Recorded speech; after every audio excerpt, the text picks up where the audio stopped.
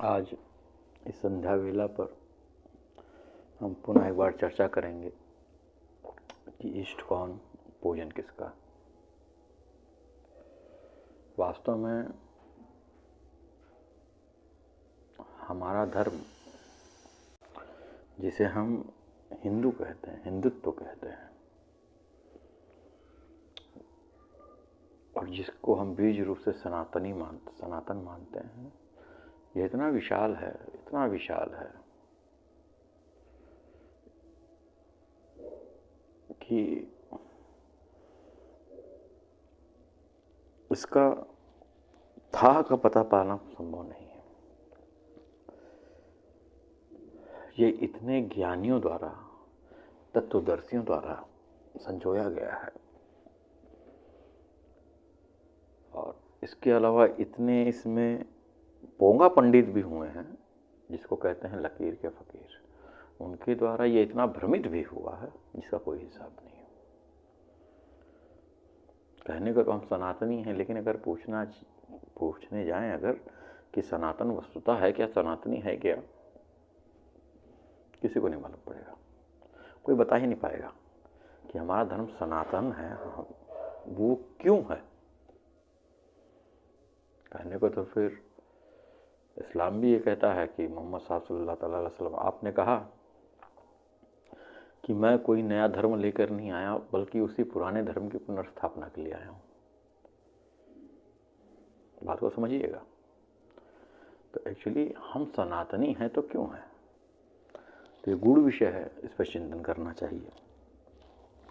देखिए, ऐसा है कि हमारी जो संस्कृति है, मैं यहाँ पर धर्म की बात नहीं कर रहा, हमारी जो संस्कृति है वो भगवान श्री राम द्वारा प्रदत्त है, भगवान श्री कृष्ण द्वारा प्रदत्त है, दत्तात्रेय द्वारा जो प्रदत्त है।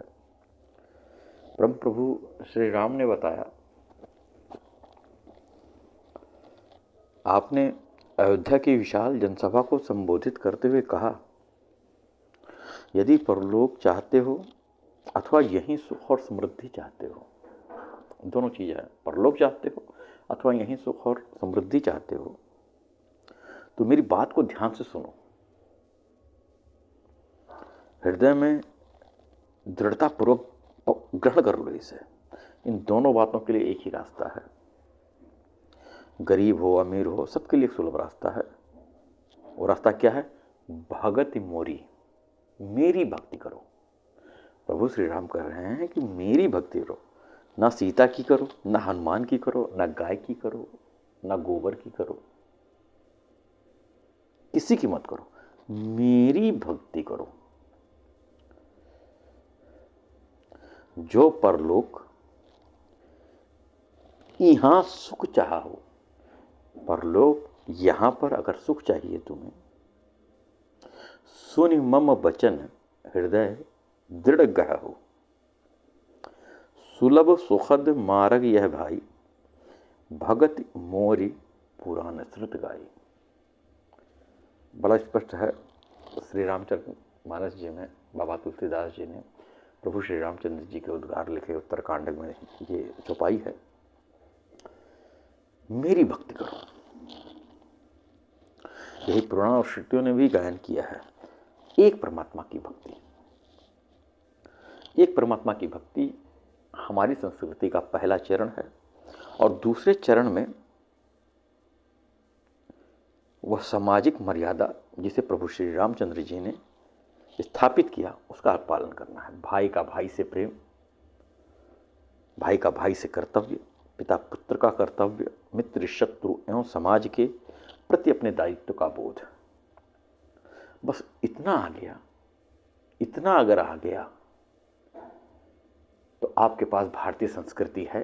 भले ही किसी भी भाषा शैली में हो, आपके पास भारतीय संस्कृति है। इसी प्रकार योगेश्वर कृष्ण ने गीता में बताया,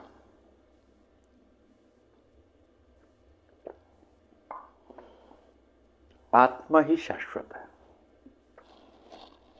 अविनाशी है, अमृत स्वरूप है, और वही सनातन है। हम लोग कौन हैं? हम कहते हैं हम सनातनी हैं, तो सनातन वो हो सकता है जो पहले भी वैसे ही था, आज भी वैसे ही है और भविष्य में भी ऐसा रहेगा। थोड़ा हम ऋग्वेदीन कालीन समय पर जाते हैं। उस समय जो देवी देवता थे यज्ञ के द्वारा जिनका यजन किया जाता था, वो तमाम देवी देवता तो रिप्लेस हो गए। जिन जिन देवी देवताओं के नाम पर उस समय आहुतियां दी जाती थी, जिनका जिनका यजन होता था, वो तो नए देवी देवताओं द्वारा पच्युत कर दिए गए और उनकी जगह पर नए देवी देवता आ गए जिनके नाम पर आजकल हम हवन डालते हैं, आहुतियां डालते हैं। जो पहले सिस्टम था वो सिस्टम आज नहीं रहा। आज देखो पंच देवताओं और कुछ क्षुद्र देवता, तमाम चीजों की आहुतियां पड़ रही हैं, तमाम चीजों की जयकार हो रहा है। डिफरेंस है। कुछ चीजें उस वक्त भी वही थी, मध्यकाल में भी वही रही, आज भी वही हैं और बाद में भी वही रहेंगे। वह विधि जिससे परमात्मा को जाना जा सकता है, वह विधि ही सनातन है। मैं यहां पर मानने की बात नहीं कर रहा हूं, मैं जानने की बात कर रहा हूं। जिसके जरिए से हमारे परम ऋषियों के हृदय में वेद उतरा, जिन विधियों के जरिए से वो मंत्रों के दृष्टा हुए, वो विधियां ही परम तत्व तक आपको पहुंचाएंगे। इसके पहले की अवस्था है कि वेद उनके हृदय में उतरा।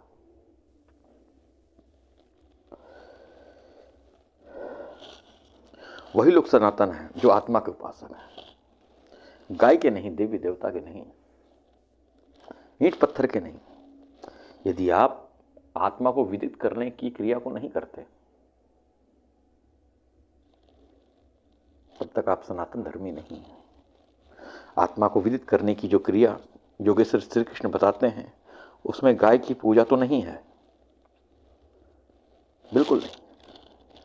आत्मा, परमात्मा, ब्रह्म, भगवान, ये सब पर्यायवाची हैं एक दूसरे के।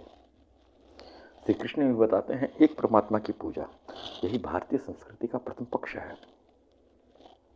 और योगेश्वर श्री कृष्ण ने किस प्रकार अपने मित्र, सखा, शिष्य अर्जुन के रथ को हाँका, दीन दुखियों को कैसे अपनाया, किस प्रकार से नेतृत्व किया, आपके संगठन का गुण और कौशल कैसा था, आपकी सुख और आपकी समृद्ध जीवन शैली, यह सब हमारी संस्कृति का दूसरा पक्ष है। कौवा पूजना, उल्लू पूजना, ये हमारी संस्कृति का, ये हमारी संस्कृति नहीं है, बल्कि बीच में आई हुई एक कुरीति है।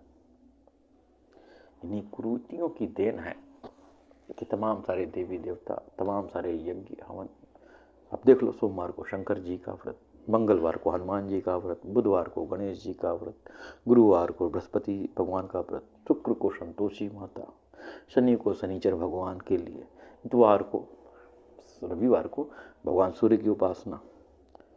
और कहते हैं कि भारतीय संस्कृति है, सातों दिन 7 देवताओं की पूजा के लिए बांट ली, और जो वास्तव में वो परम तो है, उसके बारे में सोचने का भी वक्त पूरे जीवन भर नहीं मिला। कहीं एकल उपासना हो रही है, कहीं युगल उपासना हो रही है, कहीं 5-5 देवताओं की एक साथ उपासना हो रही है। कहते हैं कि ये भारतीय संस्कृति है। ये संस्कृति नहीं, ये भारतीय संस्कृति में घुसी पड़ी विकृति है।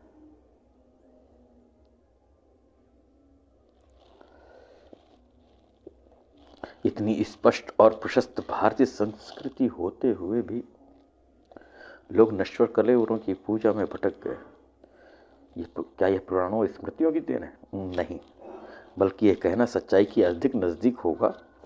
इन ग्रंथों को विकृत बनाने वालों का यह षड्यंत्र है।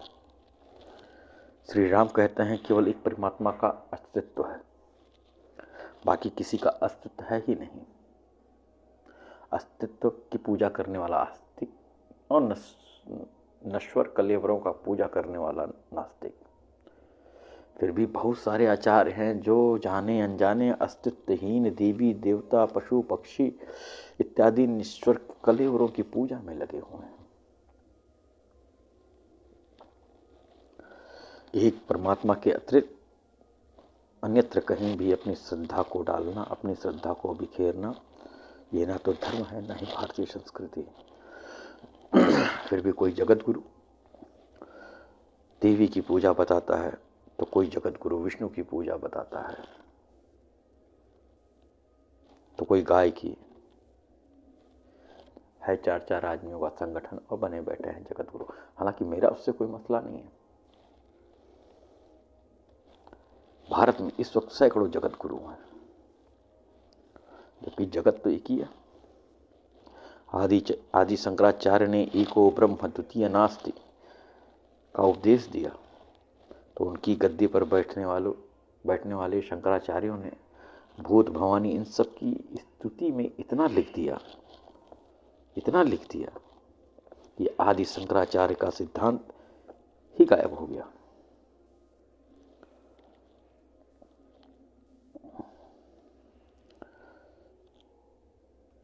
सोचिए, हमारे समाज को उतना नुकसान अनपढ़ों से नहीं हुआ है जितना पढ़े लिखे पोंगा पंडितों से हुआ है। बंधुओं, एक परमात्मा की उपासना करें, यही धर्म है। उस परम प्रभु का यद्यपि कोई नाम नहीं, कोई रूप नहीं, फिर भी साधना काल में संबोधन के लिए भारतीय मनीषियों ने उन्हें परमात्मा कहा, पुरुषोत्तम कहा, ब्रह्म कहा, भगवान कहा, आत्मा कहा। परमात्मा से अभिप्राय सर्वत्र व्याप्त उसी सार्वभौम सत्ता से है जो किसी देश विशेष, काल विशेष, जाति विशेष, संप्रदाय विशेष से सर्वथा अलग है, बल्कि समान रूप से सबका है। भले ही भाषा वेद के कारण कोई उसे अल्लाह कहे, कोई गॉड कहे, जिस तरह आग, जल, पानी, वाटर, वो एक ही वस्तु के अलग अलग नाम हैं, परंतु जो वस्तु है उससे अभिप्राय एक ही है। प्राप्ति वाला हर महापुरुष एक ही बात कहता है कि परमात्मा एक है। उसके शोध का जो स्थान है वो आपकी हृदय स्थली है। जिस महापुरुष को उस परम तत्व की प्राप्ति हुई,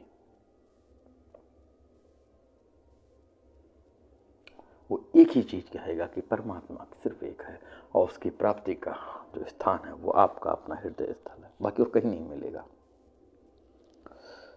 और उसकी विधि है मन समेत इंद्रियों को उस परमात्मा में लगाना। मानव मात्र का इतना ही धर्म है, और यही भारतीय संस्कृति है, और यही मोक्ष का उपाय भी है। हम कहते हैं कि हम सनातन धर्मी हैं, हमें तो ये भी नहीं पता कि एक्चुअली धर्म होता क्या है।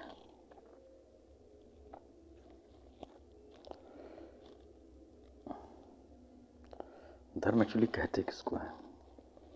आजकल संसार में लोग कहते हैं हम सनातनी हैं, हिंदू हैं, जैन हैं, सिख हैं, पारसी हैं, यहूदी हैं, बौद्ध हैं, ईसाई हैं, इस्लामिक हैं। ये सब धर्म नहीं है, ये विचारधाराएं हैं। देखिए, ऐसा है कि प्रत्येक काल में महापुरुष हर एक स्थान पर होते आए हैं। उनके उपदेशों को जीवित रखने के लिए उनके लिए संस्थाएं बनाई गई, ग्रंथ लिखे गए, कहीं कहीं उनके लिए मूर्तियां भी स्थापित की गई, उन आदर्श पुरुषों के ज्ञान को जिंदा रखने के लिए और उनकी स्मृति के लिए।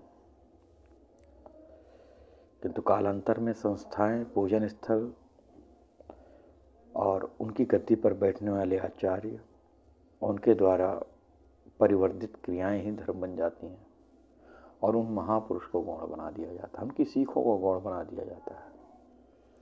आजकल मंदिर, मस्जिद, चर्च और गुरुद्वारों में जाना ही धर्म हो गया है। धर्म के स्थान पर प्रचलित ये विचारधाराएं नाम तो ले लेती हैं कि वह आध्यात्मिक हैं, परंतु आध्यात्मिकता उनके अंदर से ना जाने कब की गायब हो चुकी है। कब की गायब हो चुकी है। अपने आप को सनातन कहने वाला हिंदू धर्म भी दो भागों में बटा हुआ था, श्रौत और स्मार्त। श्रौत धर्म में संस्कार और कृतियाँ आती हैं जिनका उल्लेख वैदिक संहिताओं में है, जैसे अग्नियों की प्रतिष्ठा, यज्ञ और सोमवृत, जिन्हें आज का समाज जानता तक नहीं। स्मार्त धर्म में उन कर्तव्यों की चर्चा है जिनका वर्णन मनु तथा अन्य महापुरुषों के नाम से प्रचारित तथा कथित स्मृति ग्रंथियों में है, जिन्हें धर्मशास्त्र कहा जाता है।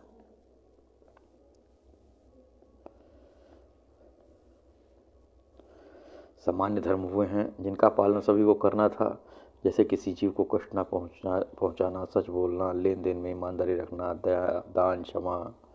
इनके साथ ही चोरी, व्यभिचार, अभक्ष्य भोजन, ईर्ष्या, चुगलखोरी, मान सम्मान, छल कपट इत्यादि का त्याग तथा यज्ञ, दान और तप इत्यादि क्रियाओं को करना, इनको धर्म कहा गया।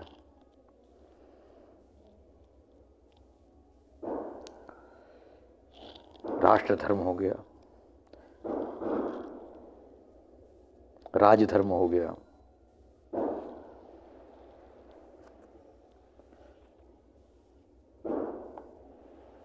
सनातन धर्म के नाम पर रूढ़ियां और कुरीतियां पूजी जा रही हैं। संसार में हिंदू सबसे अधिक श्रद्धा से भजन करता है, किंतु सबसे बड़ा अधार्मिक भी वही है। जाति, देवता और भ्रांतियां, बस इतना ही सनातन धर्म रह गया है। आधुनिक सुधारवादी आचार्यगण, जो आधुनिक आचार्यगण हैं, वो देश सेवा, सदाचार, परस्पर मानव प्रेम को ही सनातन धर्म मान बैठे हैं। प्राचीन काल की यज्ञ प्रथा, बलि प्रथा, दास प्रथा, स्वयंवर प्रथा समाप्त हो गई। इंद्र और वरुण की पूजा गायब हो गई। उनके स्थान पर ब्रह्मा, विष्णु, महेश और नए नए देवी देवता पदासीन हो गए। सोम के स्थान पर अखंड कीर्तन और अखंड रामायण हो रहे हैं। यदि यही सनातन धर्म था तो बदल क्यों हो रहा है? जो बदल जाए वो सनातन कैसा?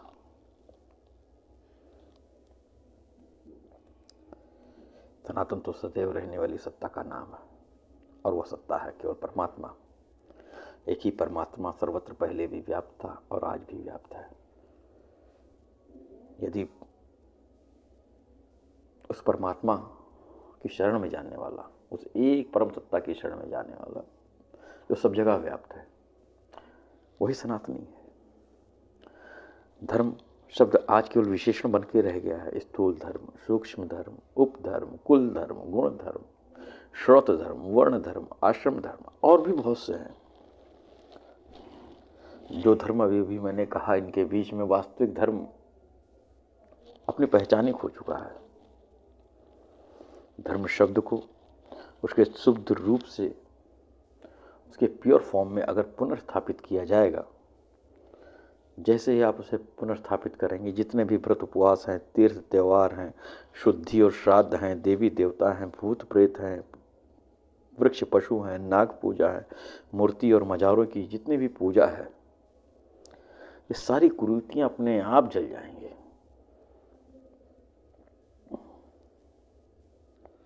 सामाजिक नीति एवं अर्थव्यवस्था की उपयोगी बातों को धर्म कहना छोड़ना होगा।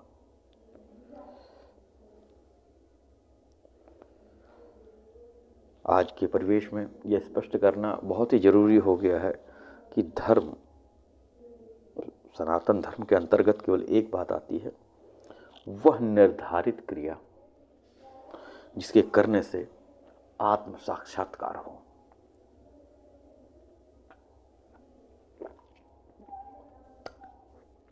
Self realisation.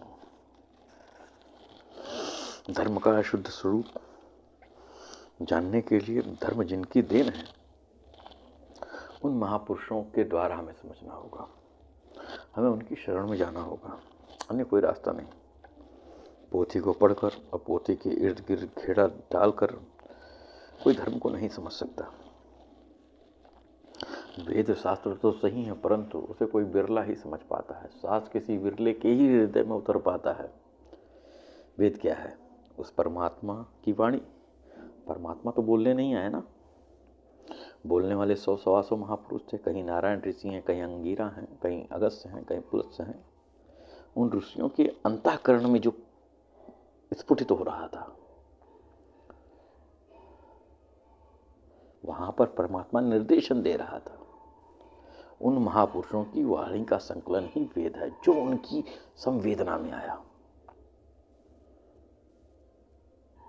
आज भी जो इष्ट की परिधि में पहुंचेगा, उसके हृदय देश में वह इष्ट अपनी वाणी, अपना निर्णय देगा। जिसके हृदय में इष्ट जागृत है, जिसके हृदय में शास्त्र अवतरित हो रहा है, वह भली प्रकार जानता है कि पुराने शास्त्रों में क्या लिखा है। जो बात उनमें उतरी थी, वही बात इनमें उतर रही है। धर्म शब्द दृढ़ धातु से बना है, जिसका अर्थ है धारण करना। परमात्मा ही सबको धारण करने में सक्षम है, बाकी और कोई नहीं। वही एकमात्र धर्म है, परमात्मा ही एकमात्र धर्म है।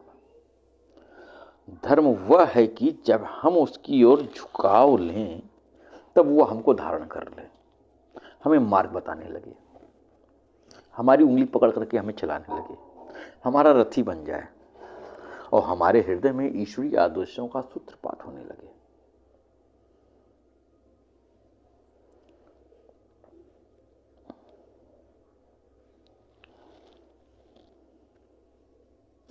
योगेश्वर सेकंड के अनुसार अपने स्वभाव की क्षमता से नियत कर्म, उस परमात्मा प्राप्ति के कर्म को करना ही धर्म है। आत्मा जिस विधि से विदित होती है, उस विधि को क्रिया स्वरूप में करते रहना ही धर्म का आचरण है।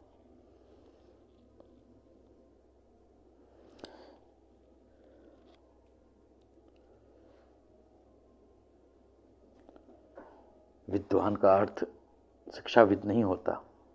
विद्या वह है जिसके पास आए वह उसे घसीट कर ब्रह्म की प्राप्ति करा दे।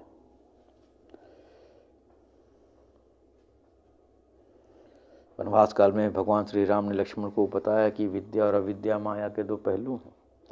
अविद्या अधोगति और भवकूप की तरफ ले जाने वाली, और विद्या श्रेय को, परम श्रेय को दिलाने वाली है। धर्म के नाम पर आजकल जैसी कुरीतियां और रूढ़ियां फैली हुई हैं, ऐसा नहीं है कि वो द्वापर में नहीं थे, कृष्ण के जमाने में नहीं थे, तब भी थे। अर्जुन स्वयं इसका शिकार था। वह अपने कुल की रक्षा को ही सनातन धर्म मानता था। पितरों को पिंडा पानी देना ही सनातन धर्म मानता था। कहने लगा कि ऐसा युद्ध करने से महाराज सनातन धर्म नष्ट हो जाएगा, क्योंकि कुल धर्म ही सनातन धर्म है। किंतु योगेश्वर ने कहा कि इस विषम स्थिति में, स्थल पर तुझे यह कुविचार कहाँ से आ गया? अर्जुन तो सनातन धर्म की रक्षा के लिए आहें भर रहा था, परंतु सनातन धर्म से ही अज्ञानी था वो।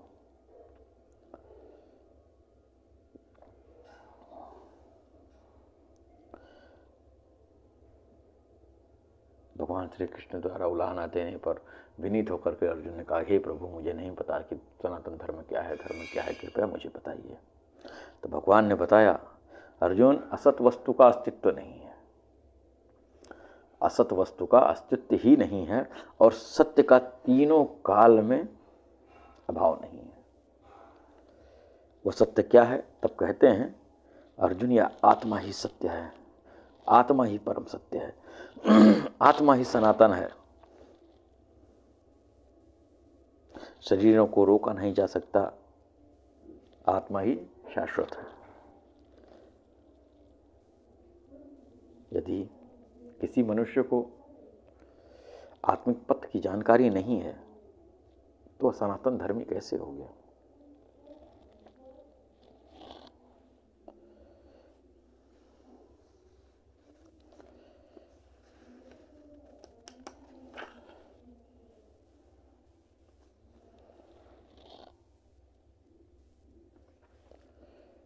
कुछ चीज़ें बहुत ही गहराई से हमें समझनी और सोचनी पड़ेंगी, ताकि हम इस विशियस सर्कल से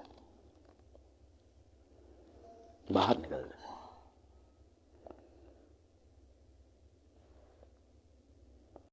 और इसको जानने का सबसे सहज तरीका है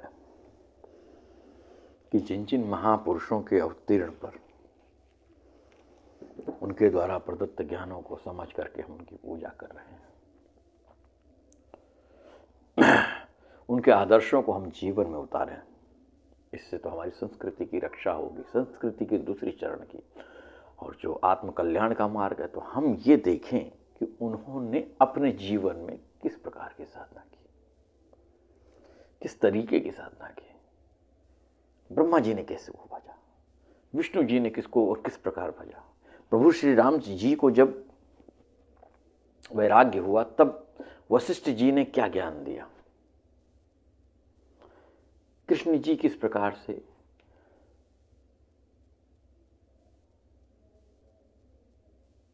उन्होंने किस धर्म का पालन किया। तो जिस प्रकार से इन महापुरुषों ने मेरी ना मानी, किसी की ना मानी, बस समग्र दृष्टि से, सम्यक दृष्टि से एक दृष्टिपात करिए और जितनी भी कुरीतियां हमने संजो के रखी हैं उनसे बाहर हों।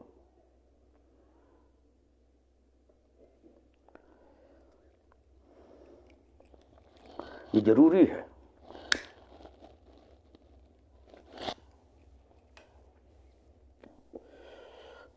थोड़ा सा बड़ा हो जाएगा, एक बात और है जिस पर मैं प्रकाश डाल देना चाहता हूं।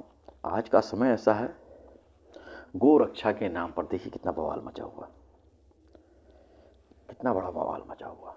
जबकि मैं ऋग्वेदीय की ऐतरेय उपनिषद की बात करता हूं, उसके अनुसार गाय के शरीर में कोई देवता रहता ही नहीं। किसी देवता ने गाय के शरीर को नहीं पसंद किया।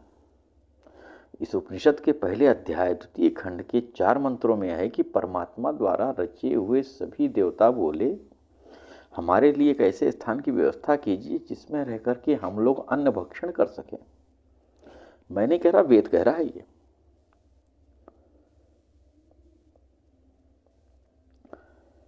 परमात्मा उन देवताओं के लिए गौ का शरीर लाए, उसे देख करके उन्होंने कहा ये हमारे लिए पर्याप्त नहीं है। उनके ऐसा कहने पर परमात्मा उनके लिए घोड़े का शरीर लाए, उन्होंने कहा कि ये भी हमारे लिए पर्याप्त नहीं है। तो परमात्मा उनके लिए मनुष्य का शरीर लाए, बोले बस ये बहुत सुंदर बन गया, सचमुच ही मनुष्य शरीर सुंदर रचना है। यहाँ गाय के तन से मानव तन को श्रेष्ठ माना गया। परमात्मा ने उन सब देवताओं से कहा कि अपने अपने योग्य स्थान देख करके इस शरीर में प्रविष्ट हो जाओ। तो अग्नि देवता वाक बन गए और मुख में प्रविष्ट हो गए, वायु देवता प्राण बन करके नासिका छिद्र में प्रविष्ट हो गए, दिशाएं कान में, चंद्रमा मन बन करके हृदय में। इसीलिए तुलसीदास जी कहते हैं, इंद्रिय द्वार झरोखा नाना ताहता सुर बैठे करी थाना। देवता हैं तो मानो तन के भीतर, बाहर कहीं है ही नहीं।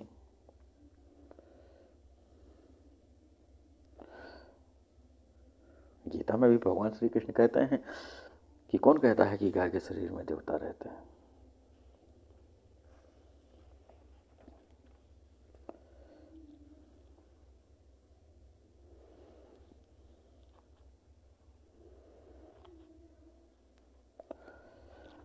रामायण में मानस जी की बात कर रहा हूं।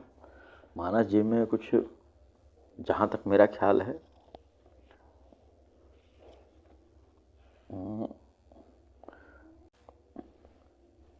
लगभग 70-72 बार गो शब्द का प्रयोग हुआ है। महाराज तुलसीदास जी ने 70 बार गो शब्द का उपयोग अपने, और ये मेरी अपनी शोध नहीं है, इसको ना मानिएगा। हालांकि जब ये बात मेरे कान में आई, मैंने बाकायदा उठा करके इसकी क्रॉस चेकिंग की, बात सत्य है। ऐसे एक महात्मा जी बैठे हो तो उन्होंने कह दिया, मेरे से बता रहे थे, समझ में आई मेरे को। 17 बार जिसमें गाय को संबोधित करके गो कहा गया है, 13 बार वस्तु और 40 बार गो इंद्रियों को कहा गया है।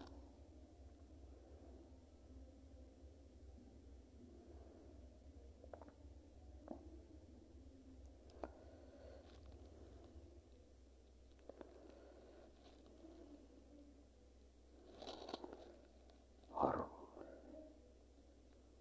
सही बात यह है कहते हैं कि गो और द्विज की रक्षा के लिए भगवान अवतरित होते हैं।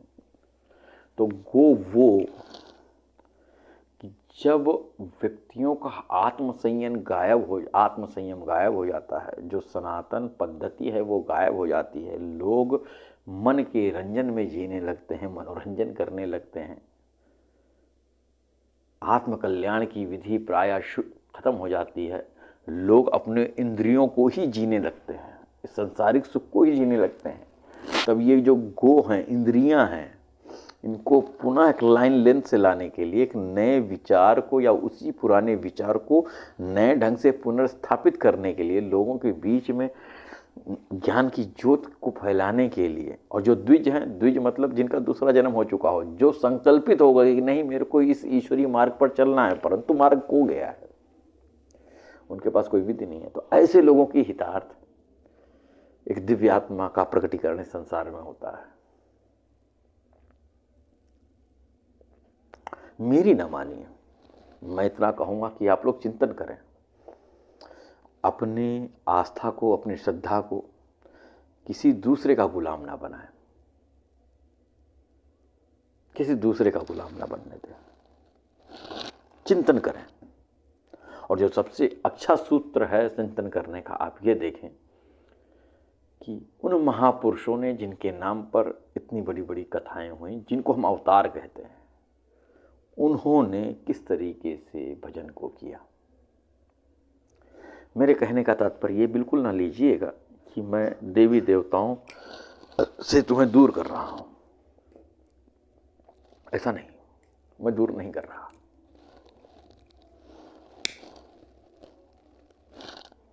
मैं अवतारों से भी आपको दूर नहीं कर रहा। ये जरूरी है आपके जीवन में।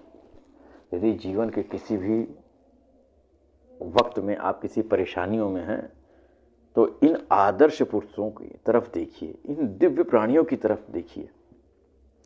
कहीं ना कहीं आपको अपने इस जीवन का एग्जाम्पल, इसका उदाहरण उन सबके जीवन में मिल जाएगा, और तब उन्होंने अपने उस जीवन में किस प्रकार का, किस मानसिकता के साथ क्या निर्णय लिया था, उसका आप पालन कर लें। ये संस्कृति हो गई, सामाजिक व्यवस्था, और जो आत्मिक व्यवस्था है, जो आत्म कल्याण की व्यवस्था है, तो उनकी तरफ देखिए कि उन्होंने कैसे भजन किया।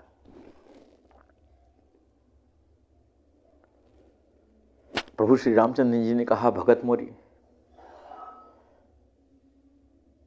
कृष्ण जी ने कहा कि हे अर्जुन, तू सभी धर्मों का त्याग कर। अब किस धर्म का त्याग कर?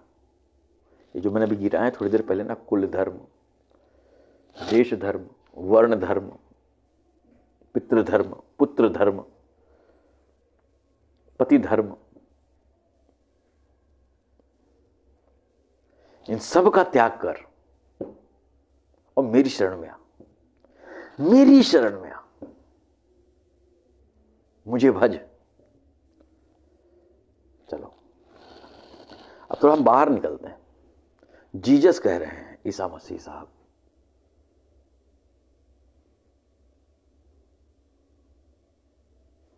क्या कह रहे हैं?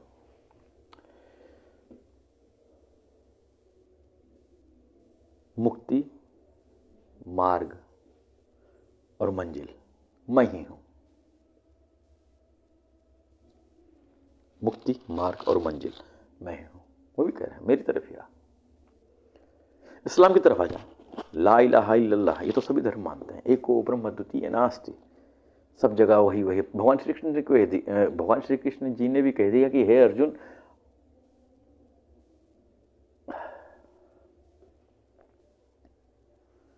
कि सर्वत्र असत का कोई अस्तित्व नहीं है और सत का तीनों काल में अभाव नहीं है। ला इलाहा इल्लल्लाह, सर्वत्र, सर्वत्र सब जगह सत्य ही सत्य है, असत का कोई स्थान नहीं। ला इलाहा।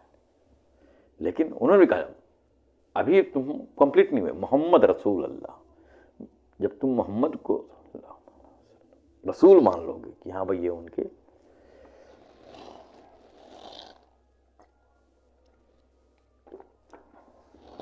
अच्छा रूप है, उनको पकड़ लूंगा, थाम लोगे।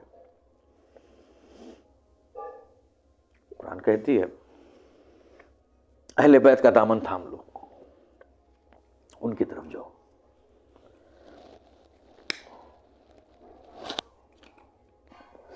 ऐसा क्यों भाई? प्रभु श्री रामचंद्र जी ने कहा भगत मोरी, ये क्यों नहीं कहा कि इंद्र की शरण में चला, इंद्र की पूजा कर ले भाई, तेरा पार हो जाएगा? कृष्ण ने नहीं, ये क्यों नहीं कह दिया कि भैया प्रभु रामचंद्र जी के शरण में चले जा, पार हो जाएगा? बजरंगबली की शरण में चले जा, पार हो जाएगा? ऐसा क्यों नहीं कहा? नहीं कहा ना? हाँ, इतना जरूर कहा था भीमसेन को कि चले जाइए, हनुमान जी से सहायता मांग लीजिए ताकि युद्ध में आपका साथ दे दें।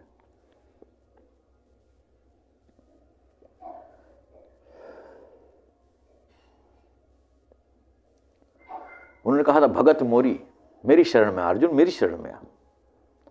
जितने भी महापुरुष हुए, जितने भी तत्वदर्शी हुए, उन तत्वदर्शियों में उस परम तत्व में, क्योंकि आत्म स्वरूप ही परमात्मा स्वरूप है, वही परम तत्व का स्वरूप है।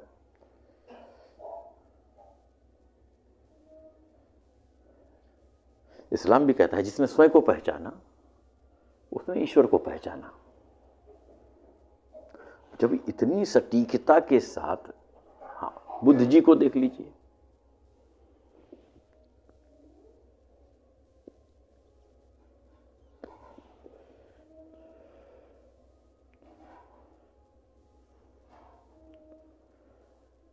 चिंतन करिए, सनातन हो, सनातनियों को ढंग से पहचानिए, क्योंकि सनातन तो बदलता नहीं है, जो बदल जाए वो सनातन नहीं। यदि आपकी पूजा पद्धति बदल रही है, रोज बदल रही है, सोमवार को दूसरा है, मंगल को दूसरा है, बुध को दूसरा,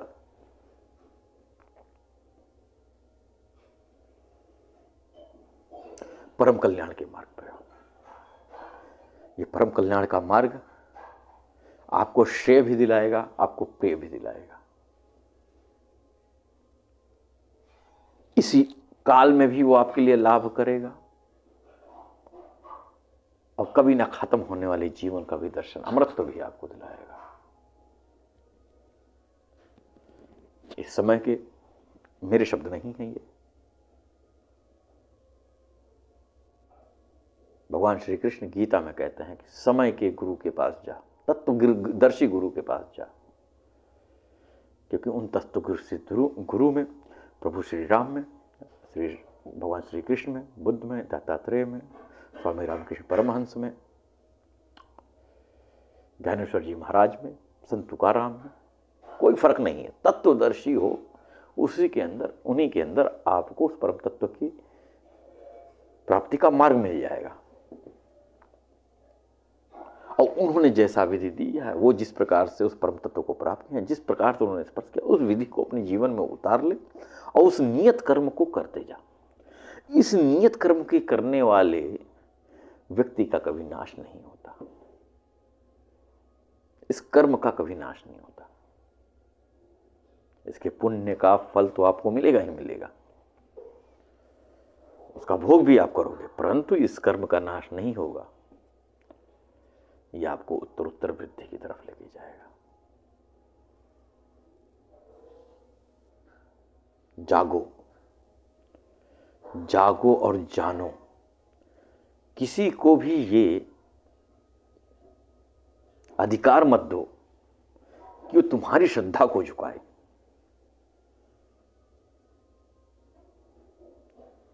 प्रश्न करना सीखो, प्रश्न करना सीखो।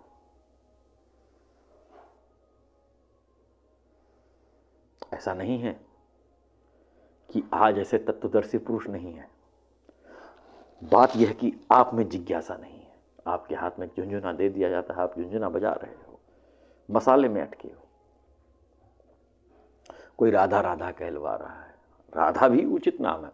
हमारे दादा गुरु कहते थे कि उस ईश्वर को जिस नाम से पुकारो वो नाम उसका, किसी भी नाम से पुकारो, तुम्हारी श्रद्धा वहां टिकी रहे।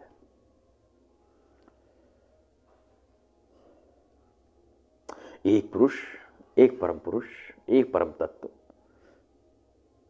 एक नाम का संकल्प लो, उसको अपने हृदयस्थ करो और प्रभु को, सारी इंद्रियों को बांध कर, ये देवता इन्हीं इंद्रियों पर बैठे हैं, ये तुमको भटकाएंगे। संकल्प के साथ में अपने हृदय स्थल पर प्रवेश करिए और दर्शन को करिए। क्या खूब कहा है किसी ने, याद किसी शायर ने, बस जरा सी गर्दन झुकाई और देख ली, दिल में छुपा के रखी है मैंने तस्वीरें यार, बस जरा सी गर्दन झुकाई और देख ली। तो आज के लिए इतना है। मेरी शुभेच्छा आप लोगों के साथ कि आप लोग वास्तव में जिज्ञासु बन सकें और वास्तव में सनातनी हो सकें। जिस दिन आप इस चीज को समझ जाएंगे, उस दिन इस संसार का प्रत्येक शास्त्र, प्रत्येक धर्म आपके हृदय में उतर आएगा, क्योंकि वही एक चीज सबके हृदय में उतरी है, वही चीज आपके हृदय में भी उतरेगी। तब आपको ब्रह्मा भी समझ में आ जाएंगे, महेश भी समझ में आ जाएंगे, 88,000 ऋषिगण भी समझ में आ जाएंगे, इतर धर्म में के स्थापक महापुरुष, दिव्य पुरुष, ईसा मसीह हूँ, मूसा हूँ, मोहम्मद साहब अलैहिस्सलाम सल्लल्लाहु ताला अलैहि वसल्लम हूँ, गुरु गोरखनाथ बाबा हूँ, गुरु नानक साहब हूँ, ये सब आपकी समझ में आ जाएंगे, ये सब आपके हृदय में उतर जाएंगे।